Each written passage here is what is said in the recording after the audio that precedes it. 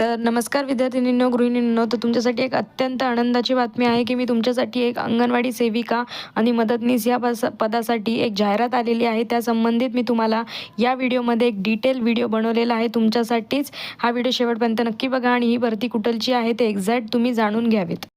तर ही जी भरती आहे ही महिला व बालविकास विभाग अंतर्गत आहे आणि ही कोल्हापूर अंगणवाडी भरती म्हणजे ही भरती जी आहे ही कोल्हापूरमध्ये होणार आहे आणि याचे विभाग आहे महिला व बालविकास विभाग.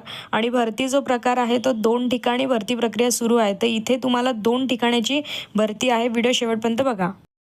आता ते कोणते 2 ठिकाण आहे ते बघूयात. तर पहिले हे भरतीचं जे ठिकाण आहे ते इचलकरंजी आहे आणि हे बालविकास प्रकल्प अधिकारी नागरी प्रकल्प कोल्हापूर इचलकरंजी इथे हे अंगणवाडी मदतनीस आणि सेविकेचं पद आहे. आणि दुसरं ठिकाण हे मूळ कोल्हापूरमध्ये आहे जे की बाल विकास प्रकल्प अधिकारी नागरी प्रकल्प जिल्हा कोल्हापूर इथे आहे. आता आपण याची डिटेल माहिती बघूयात. तर या भरतीसाठी तुम्हाला मुख्य वैशिष्ट्ये आणि पात्रता काय आहे या पदांसाठी ते बघूयात.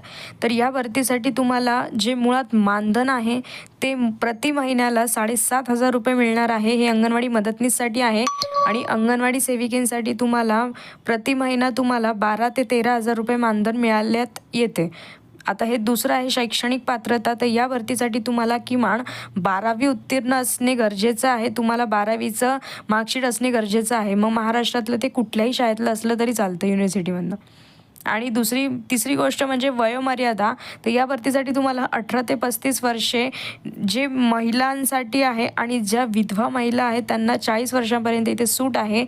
आणि अर्ज करण्याची अंतिम तारीख ही 14 ऑगस्ट 2026 सायंकाळी 6 वाजेपर्यंत आहे. आणि हे लक्षात ठेवा, या भरतीसाठी कोल्हापूर इचलकरंजी ही जी अंगणवाडी भरती होणार आहे बालविकास महिला व बालविकास अंतर्गत, तर त्याची जी शेवटची तारीख आहे ही 14 ऑगस्ट 2026 आहे. त्यामुळे लवकरात लवकर तुमच्या जाऊन अर्ज करा.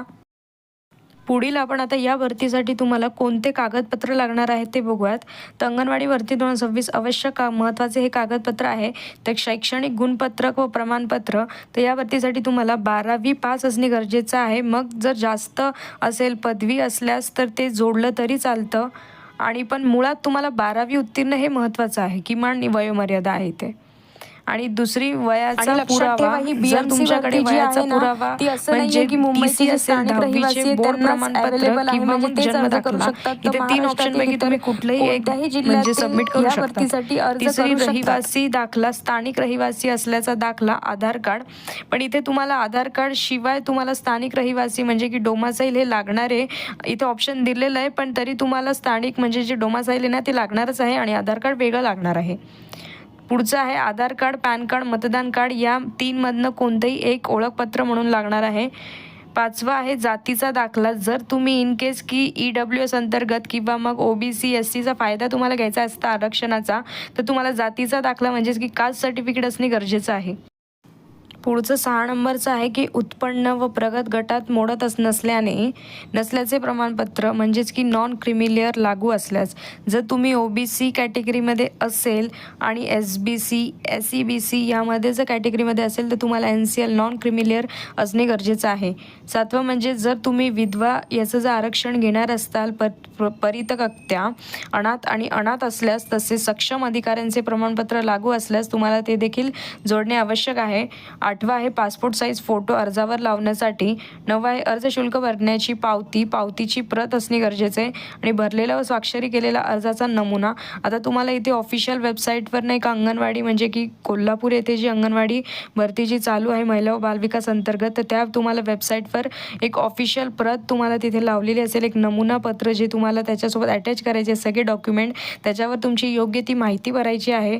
आणि दुसरी गोष्ट, तुम्ही जे काही कागदपत्र जोडताल तर त्याला एक स्टॅपलर केलं तर प्रत्येक पानाच्या खालच्या साईडला उजव्या बाजूला तुमची हस्ताक्षर करणे आवश्यक आहे. कारण की हे सेल्फ अटेस्टेड करणे फार गरजेचं असतं, नाहीतर तुमचा अर्ज रद्द होऊ शकतो. ही एक महत्त्वाची बातमी आहे. आणि वरील सर्व कागदपत्रांच्या छायांकित झेरॉक्स प्रती अर्जासोबत जोडाव्यात, हे फार महत्त्वाचे आहे.